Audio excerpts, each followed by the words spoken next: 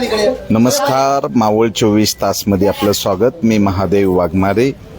पुसानीच्या सरपंचाला धमकी दिल्यासंदर्भात शिरगाव परंदोडी पोलीस स्टेशनमध्ये गुन्हा दाखल करण्यात आलेला आहे. तर आम्ही प्रत्यक्षात जाणून घेतोय, काय सांगा. नमस्कार.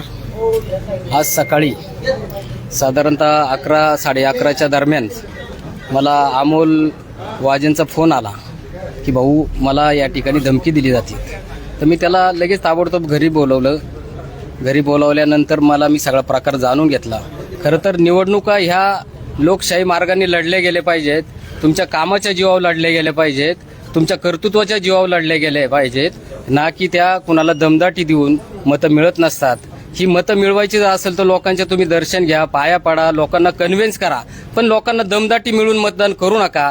गेले 20-20 वर्ष आम्ही या कार्यकर्त्यांना जपलेले आहे, त्यांच्या पाठीशी उभे राहिलेलो आहे आणि त्यांच्या सुखदुःखात, त्यांच्या प्रत्येक अडीअडचणीला आम्ही उभं राहिलेलो आहे. त्याच्यामुळे हे कार्यकर्ते माझ्यासाठी अगदी जीव ओतून आहे आणि माझी विनंती आहे की माझ्या कार्यकर्त्यांना तुम्ही कुणीच या पद्धतीने अजिबात केलेलं काही मला सहन होणार नाही. आज तुम्ही जो माझ्या कार्यकर्त्याला तुम्ही जर दम देत असेल तर असंख्य कार्यकर्ते इथं आहेत आणि ह्यांना तुम्ही दम देत असेल तर चुकीचं आहे. हे चुकीच्या पायंड्याने तुम्ही मतदान मिळवू नका आणि चुकीच्या कुठल्याही गोष्टीने तुम्ही मतदान मिळवू नका. एवढंच माझी तुम्हाला सांगायची विनंती आहे. तुम्ही तुमच्या लोकशाही मार्गाने करा काम, पण कार्यकर्त्यांना दम देऊन मतदान मिळत नसतं, हे मला तुम्हाला या ठिकाणी सांगायचं आहे. कोण आहे सरपंच? हा, काय नाव, काय सांगा. माझं नाव अमोल वाजे, मी सरपंच पुसाने. मी सकाळी गावामध्ये होतो, त्यांनी घरी जाऊन हे केला की कॉल केला मला, तर मी कॉल उचलला नाही त्यांचा, म्हणजे उचलतच नाही आहे.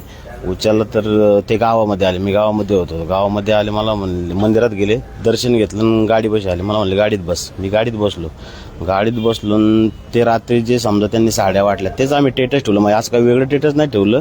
कलश यात्रा अशी दाखवली त्यांनी, त्याच्यामध्ये ते नंतर साड्या वाटल्या. ठीक आहे, मी त्या वरनं टेटस आले, आम्हाला त्या टेटस ठेवले. आम्ही टेटस ठेवल्यानंतर त्यांनी डायरेक्ट मला चालू केलं, तू माझी बदनामी करून. मी बदनामी हा शब्द बदनामी नाही की हे जे आम्हाला आले टेटस, हे टेटस ठेवले, ह्याच्यात बदनामीचा काही येतं कुठं नाही. म्हणले तुला लय माज आला. त्यांनी शिवीगाळी केली मला. ठीक आहे, मी उतरलो गाडीमधनं, मला धमकी दिली त्यांनी. मी गाडीमधनं उतरलो, निघून आलो. म्हणलं तुम्हाला काय करायचं ते करा तुम्ही.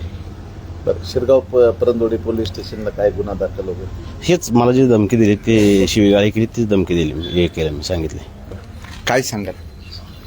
आज हे कार्यकर्ते जीवापाड एवढे झटून काम करत असतात आणि त्या कार्यकर्त्याच्या जीवावरती नेते तयार होत असतात. खरं सांगायचं म्हटलं तर हे लोकशाही मार्गाने जात असताना हा चुकीचा विषय झालेला आहे. जर एक कार्यकर्ता आज जीवापाड 5-5 वर्ष घाम गाळून काम करतो आणि ऐन टायमाला जर त्याला थांबवायचं काम आहे. थोडक्यात हे असं थांबणार तर नाहीच आहे ते, पण काही अशी दमदाटी करून त्यांनी ते मार्ग स्वीकारला नाही पाहिजे. लोकशाहीने सर्वांना आपलं जे काम आहे ते तुम्ही सांगा पुढं, लोक तुम्हाला ते मान्य करेल. पण चुकीच्या मार्गाने हे होणं हे खूप चुकीचा मार्ग आहे. हा झाला नाही पाहिजे. काय आणखी काय आव्हान करणार? खरं तर माझं त्यांना विनंती आहे की तुम्ही अशा मार्गाने कुठल्याही कार्यकर्त्याला दमदाटी देऊ नका. तुम्ही लोकशाही मार्गाने मतदान मागा आणि लोकांचा आशीर्वाद घ्या, पण तुम्ही अशा पद्धतीने मतं मागू नका. आम्ही गेल्या 20-20 वर्ष हे कार्यकर्ते जपलेले आहेत आणि ह्या जपलेल्या कार्यकर्त्यांना जर तुम्ही आज ह्या निवडणुकीच्या किंवा त्यांच्या प्रचाराच्या पासून जर थांबवत असाल, त्यांना जर दमदाटी देत असाल, तर ही साफ चुकीची गोष्ट आहे. याचा अर्थ तुम्हाला तुमच्या पायाखालची कुठली तरी वाळू तुम्हाला सरकलेली दिसते आणि आज तुम्ही जो कार्यकर्त्यांच्या हात धुवून मागे लागला आहे तर ती गोष्ट चुकीची आहे. माझी विनंती आहे तुम्हाला की तुम्ही अशा पद्धतीने वागू नका. ही पद्धत चुकीची आहे. एवढंच. पण कार्यकर्त्यांना वाळा भाऊ आणि तुम्ही हे दोन्ही पक्षाचे उमेदवार आहेत, पण हे सगळे जमलेले कार्यकर्ते आज 20 वर्ष आले बाळाभाऊवर. हे पक्ष मित्र आहेत सगळे. आज 20 वर्ष या कार्यकर्त्यांना बाळाभाऊंनी सांभाळले.